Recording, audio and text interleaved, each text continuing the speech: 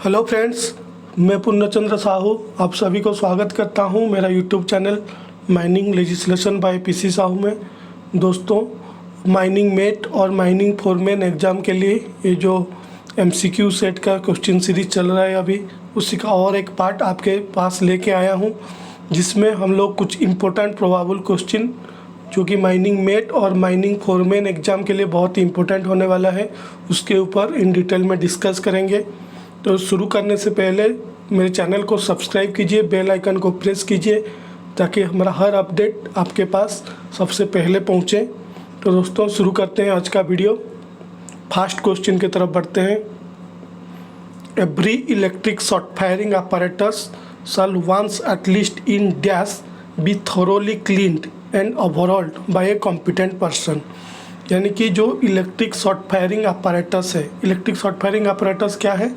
वो जो एक्सप्लोडर है, उसको एटलीस्ट कितना दिन में एक बार क्लीनिंग करना पड़ेगा और ओवरऑल करना पड़ेगा बाय कॉम्पिटेंट पर्सन। इसका जो टाइमलाइन सेट किया गया है ये MMR 1961 में क्लियरली मेंशन्ड है। तो उसी का रिलेटेड क्वेश्चन है। ऑप्शन क्या क्या है एक बार देख लेते हैं। Every 3 months, every month, every 12 months, every 7 days। यानी कि जो इलेक्ट्रिक शॉर्ट फायरिंग apparatus है या एक्सप्लोडर है, उसको कितने दिन में एक बार हमको क्लीनिंग या ओवरऑलिंग करना पड़ेगा। इसका सही आंसर दोस्तों जो है ऑप्शन ए है, यानी कि हर 3 महीना में एक बार इलेक्ट्रिक शॉर्ट फायरिंग apparatus को हम लोग क्लीनिंग या ओवरऑलिंग करेंगे। नेक्स्ट क्वेश्चन की तरफ बढ़ते हैं। Which among the following is not a controllable factor influencing the efficiencies of the blasting।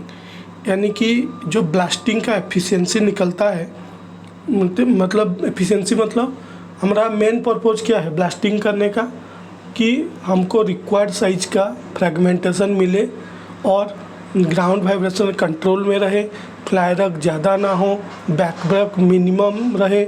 ये सब जो फैक्टर्स है ये काफ़ी सारा चीज़ों के ऊपर डिपेंड करता है। तो जो चीज़ के ऊपर ये सब डिपेंड करता है, ये एफिशिएंसी हमको मिलेगा, पाउडर फैक्टर अच्छा मिलेगा। ये कुछ फैक्टर है जिसको हम कंट्रोल कर सकते हैं, कुछ फैक्टर्स को हम कंट्रोल नहीं कर सकते हैं। तो जो चीज़ को हम कंट्रोल नहीं कर सकते हैं उस फैक्टर में से एक को हमको चुनना है इस ऑप्शन में से। जैसे फॉर एग्जांपल हम लोग जब एक ब्लास्टिंग पैटर्न चूज करते हैं तो उसमें बर्डन कितना रखेंगे, स्पेसिंग कितना रखेंगे, ड्रिल होल का डेप्थ कितना रखेंगे, सबग्रेड ड्रिलिंग कितना मारेंगे, डेक चार्जिंग करेंगे कि नहीं करेंगे, कहाँ पे मफल ब्लास्टिंग का ज़रूरत है, काफ़ी सारे चीज़ के ऊपर ध्यान देते हैं। तो उसमें से कुछ चीज़ है जिसको हम कंट्रोल कर सकते हैं, जैसे हमारा बर्डन, स्पेसिंग, ये सबको हम कंट्रोल कर सकते हैं। हमारे ऊपर वो है कि हम कितना रखेंगे नहीं रखेंगे। लेकिन और कुछ फैक्टर होता है जिसको हम कंट्रोल नहीं कर सकते। तो ऑप्शंस क्या क्या है एक बार देख लेते हैं। एक बोल रहा है फायरिंग सीक्वेंस। फायरिंग सीक्वेंस को हम कंट्रोल कर सकते हैं कि नहीं? डेफिनेटली कर सकते हैं। कहाँ से हम जीरो देंगे, कहाँ से हम इनिशिएशन शुरू करेंगे और कितना MS का डिले रहेगा, ये जो फायरिंग पैटर्न ये हमारे हाथ में है। हम जैसा चूज करेंगे उसके हिसाब से हम लोग प्रोक्योरमेंट करेंगे, उस मिली सेकेंड का डिले उसके हिसाब से हम लोग इनिशिएशन कहाँ से देंगे वो डिसाइड करेंगे। ये सब हमारा कंट्रोल में है। दूसरा है ड्रिलिंग पैटर्न। ड्रिलिंग पैटर्न हम किस टाइप का ड्रिल पैटर्न चूज करते हैं, जैसे रेक्टेंगुलर का करेंगे या फिर डायगोनल ड्रिल पैटर्न करेंगे, कौन सा ड्रिल पैटर्न चूज करेंगे वो भी हमारे हाथ में है, कंट्रोलेबल फैक्टर है। तीसरा है blast hole geometry. Blast hole geometry मतलब वही बर्डन, स्पेसिंग, ये जो सिग्नल सबग्रेड ड्रिलिंग, ये सब ब्लास्ट होल ज्योमेट्री के अंदर आता है। तो ये भी कंट्रोलेबल फैक्टर है। चौथा जो ऑप्शन डी में लिखा है physio mechanical properties of rock, ये नेचुरल है।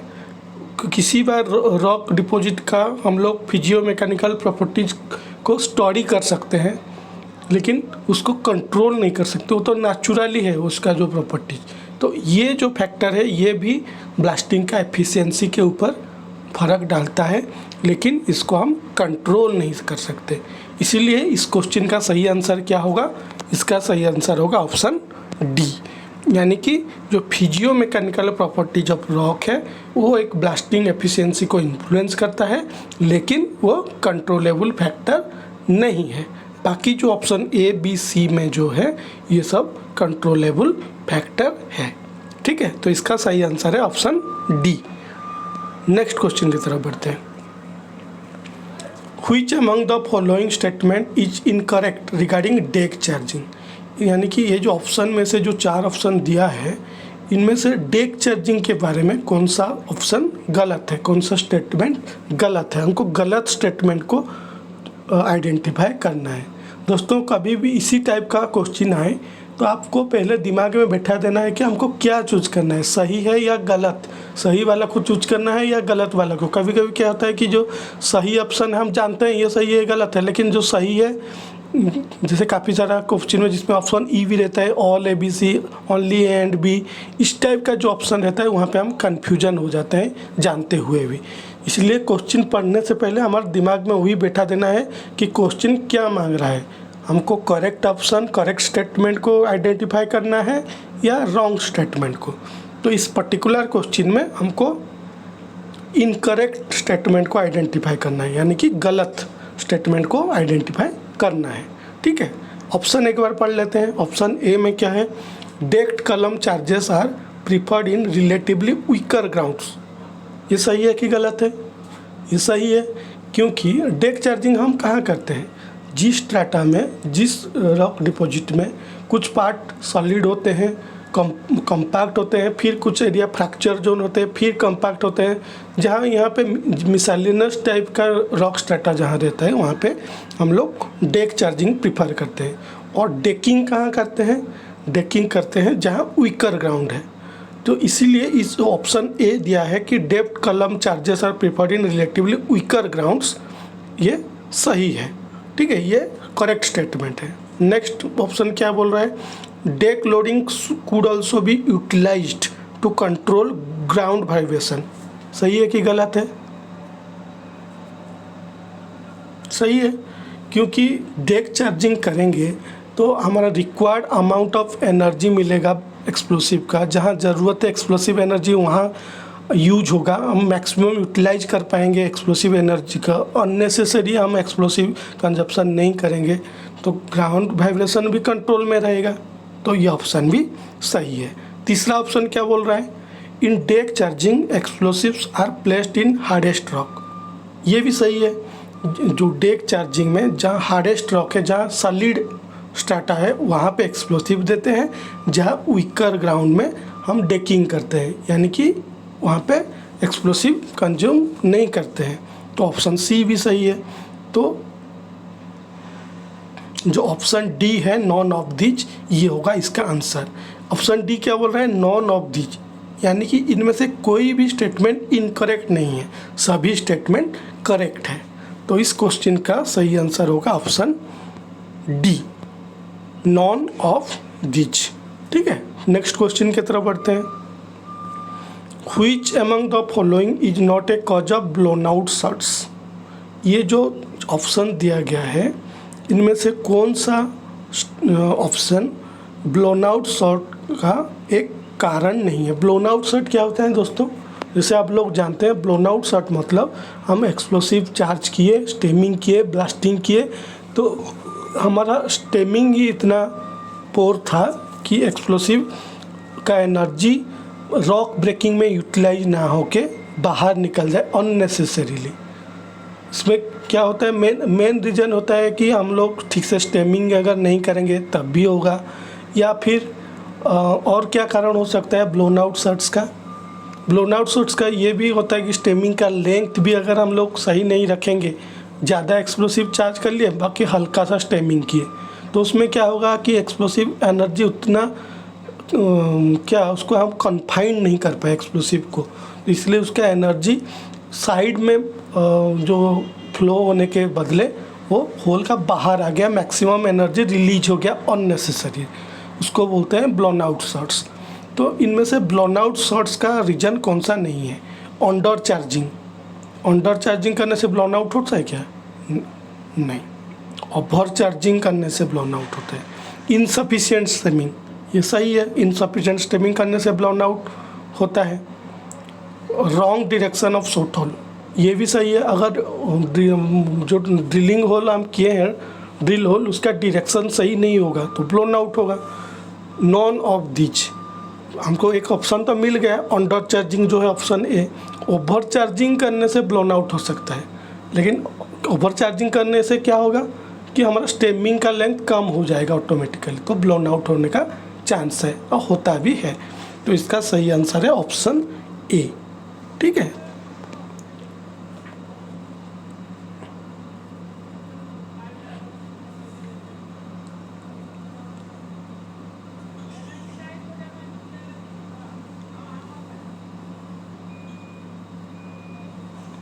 नेक्स्ट क्वेश्चन की तरफ बढ़ते हैं। Minimum age of a candidate for appearing any examination by board of mining examination is dash. Board of mining examination का किसी भी एग्जाम में एज ए कैंडिडेट के हिसाब से अपियर करने के लिए मिनिमम एज कितना होना चाहिए? 21 ईयर्स, 18 ईयर्स, 23 ईयर्स, 20 ईयर्स। इसका सही आंसर क्या है? इसका सही आंसर है 20 ईयर्स, 20 साल। बोर्ड ऑफ माइनिंग एग्जामिनेशन का किसी भी एग्ज़ाम, चाहे वो प्लास्टर हो, माइनिंग मेट से लेके foreman, second class, first class, restricted, unrestricted, surveyor, सभी टाइप का एग्ज़ाम के लिए अगर आप अप्लाई करना चाहते हैं, अपियर करना चाहते हैं, तो आपका मिनिमम एज होना चाहिए 20 साल, 20 ईयर्स। दोस्तों, ये जो एज वाला जितना मामला है, जैसे मैनेजर अपॉइंटमेंट होने के लिए 23 ईयर्स, कॉम्पिटेंट पर्सन होने के लिए जो 18 साल कंप्लीट जिसका हुआ है, board of mining examination exam के लिए 20 ईयर्स। तो ये जितना मामला है, सर्वेयर के लिए 23 ईयर्स, इंजीनियर के लिए 23 ईयर्स, ये सब एज को आपको थोड़ा एक बार दिमाग में बैठाना है। ठीक है, और एक चीज़ है 21 ईयर्स। कौन है, कौन याद करके बोल सकता है कहाँ पे लिखा है? एक 21 ईयर्स का भी एक प्रोविज़न है। 21 ईयर्स का प्रोविज़न है एमएमआर में कि जहाँ पे several persons are working in a mine, जहाँ पे एक जगह पे काफ़ी लोग काम कर रहे हैं, उनमें से एक को इंचार्ज के रूप में हमको आइडेंटिफाई करना है, जिसका मिनिमम एज होना है 21 ईयर्स। ठीक है, तो वहाँ पे एक प्रोविज़न है। बाकी 23 ईयर्स है मैनेजर, इंजीनियर, सर्वेयर का केस में 23 ईयर्स मिनिमम एज होना चाहिए अपॉइंटमेंट के लिए, और कॉम्पिटेंट पर्सन के लिए कितना? सॉरी, गलत बोल दिया, कंप्यूटर नहीं, अडल्ट मतलब who has completed his 18th year, गलत बोल दिया। कॉम्पिटेंट पर्सन के लिए भी 20 ईयर्स है। ठीक है, नेक्स्ट क्वेश्चन की तरफ बढ़ते हैं।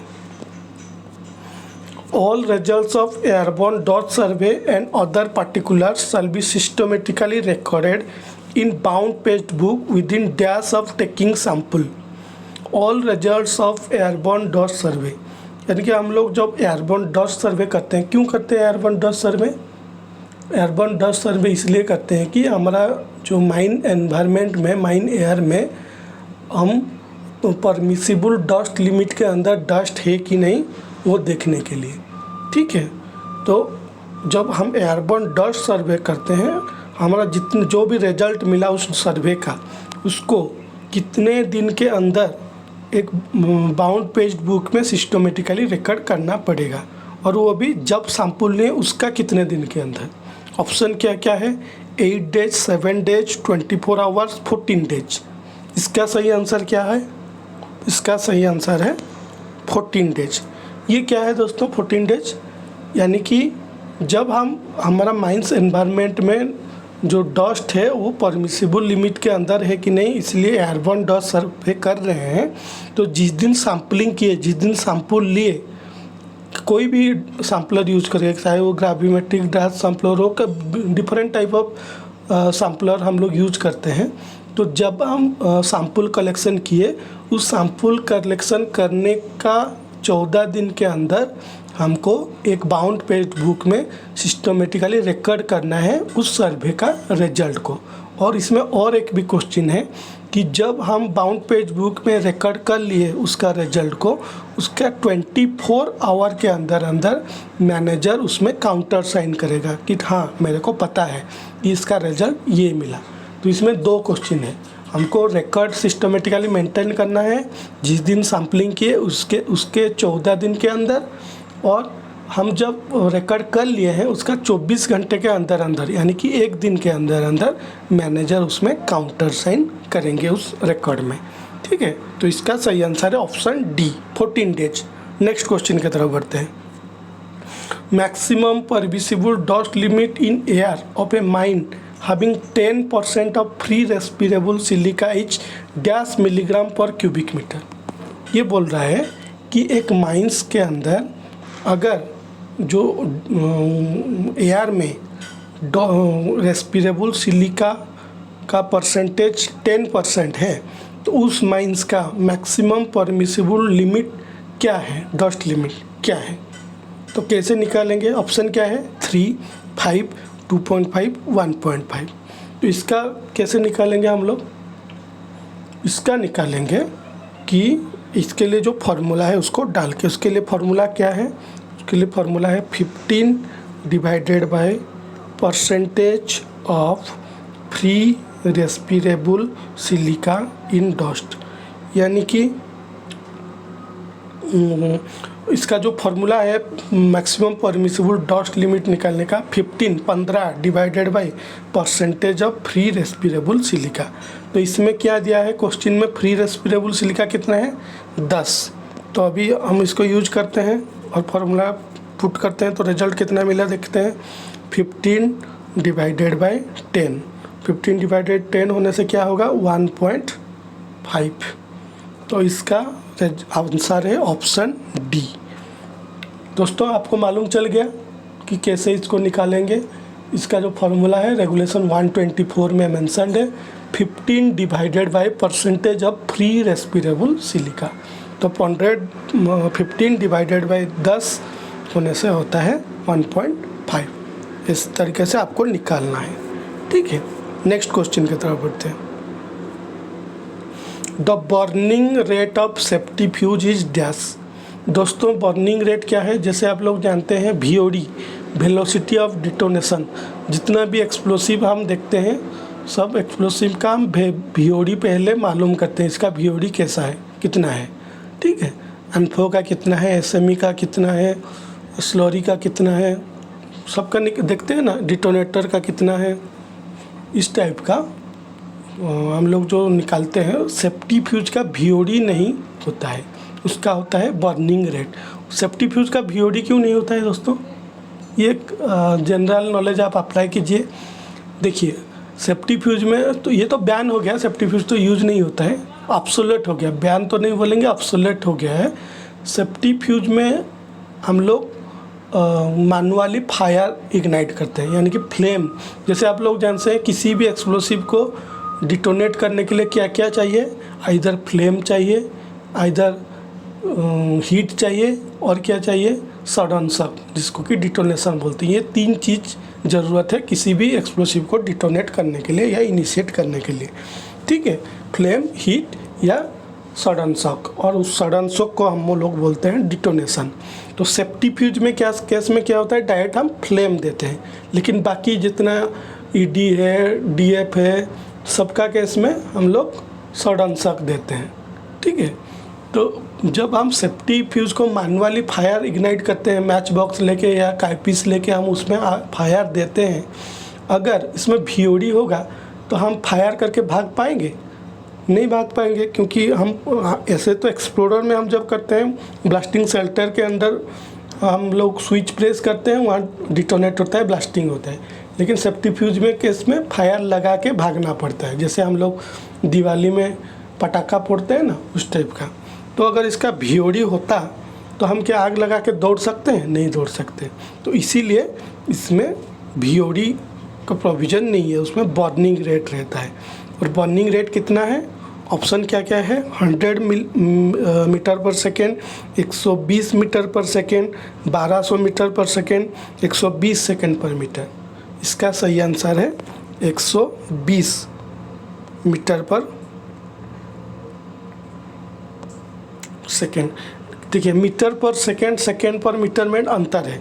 जितना VOD होता है सब मीटर पर सेकेंड में रहता है, यानी कि 1 सेकेंड में इतना मीटर चला जाएगा। तो अगर सेफ्टी फ्यूज का केस में ऐसा होता है 1 सेकेंड में इतना मीटर जाता है, तो 1 सेकेंड कितना होता है, जस्ट एक आंख बंद करके खोल दिए तो 1 सेकेंड हो गया। उतना टाइम के अंदर हम क्या आग लगा के भाग सकते हैं क्या सेफ्टी फ्यूज में? नहीं।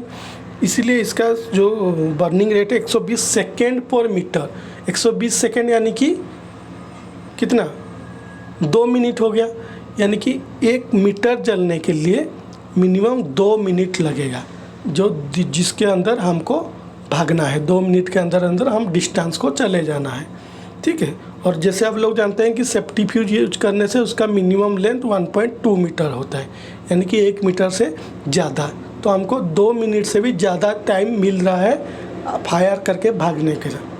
तो इसका जो बर्निंग रेट है, इसका फंडामेंटल सी वही है, इसका बर्निंग रेट रहता है, VOD नहीं रहता है, ठीक है। तो इसका आंसर है 120 सेकेंड पर मीटर, ठीक है दोस्तों। ये था, नहीं और एक है, in case of defective footwear within specified time of 6 month the owner, agent और manager shall provide the footwear to the employ at dash.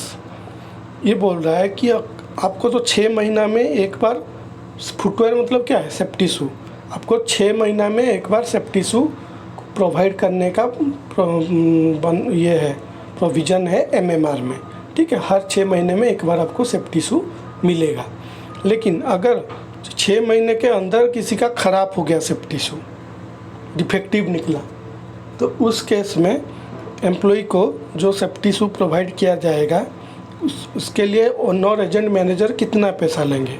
Option A बोल रहा है 50% ऑफ द ओरिजिनल कॉस्ट, यानी कि सेफ्टी शू का जो जितना पैसा होगा उसका 50%। ये पहली बार नहीं, जब आपका सेफ्टी शू ख़राब हो गया 6 महीने के अंदर, आप बोल रहे हैं कि ये डिफेक्टिव निकला, मेरे को और एक दीजिए, मेरा ख़राब हो गया है, उस केस के बारे में बोल रहा है।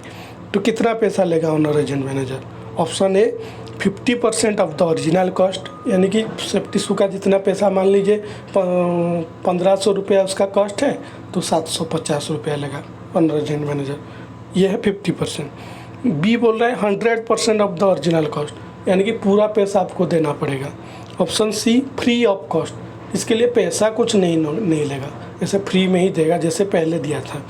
ऑप्शन डी बोला है 10% ऑफ द ओरिजिनल कॉस्ट, यानी कि पूरा पैसा का 10%, यानी कि मान लीजिए 1500 रुपया है सेफ्टी शू का कॉस्ट, तो 150 रुपया लेगा। तो क्या है इसका सही आंसर? ये भी MMR में इसका प्रोविज़न है, और इसका सही आंसर है option C, free of cost.